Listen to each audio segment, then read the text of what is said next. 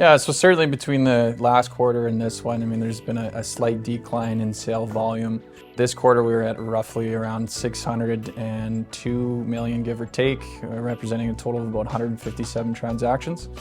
Last quarter, we were in around 236 transactions, representing about 692. So a slight difference between the two. Obviously, high interest rates is not a new concept and haven't been over the last couple of quarters. It has impacted transactions and motivation and certainly created some challenges for particularly mid-market groups and private capital. Looking at interest rates over the course of time, investors are cognizant of the historical low starting point that they came from.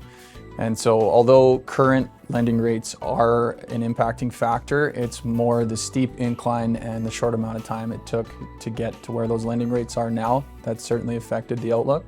Yeah, certainly in terms of managing both vendor and purchaser expectations between acquisition caps and where that price point is going to land. Typical opportunities that purchasers are looking for in the market are those value adds. So whether that's rental rate growth upon lease rollover, existing vacancy that a purchaser might have some confidence in being able to lease up in the short term, as well as one of the hot ticket items right now between development opportunities, whether there's excess land on an asset or a transaction, but particularly right now with the economic climate, if there's an opportunity for assumable debt with some competitive lending rates, in contrast to where things are at now, there's been some sharp increase in digging for those opportunities from the buy side. The analysts are predicting that interest rates are going to stabilize potentially in and around Q3 2023. If this is the case, as interest rates do stabilize, purchasers are starting to digest their underwriting a little bit further. There could be an uptick in competition in the market. So asset class specific, we are seeing out-of-province capital get placed in our market, particularly in the grade A industrial space. This has been a viable asset class over the course of time, is projected to continue with roughly 4.5 million square feet under construction. For multifamily, everything from existing assets to development land, even in consideration of the higher cost of construction right now, there are some competitive opportunities out. Certainly CMHC's new lending criteria with higher loan to value structure has been an influence on interest. Retail, we did see some acquisition in tertiary markets and some of the bedroom communities around Edmonton.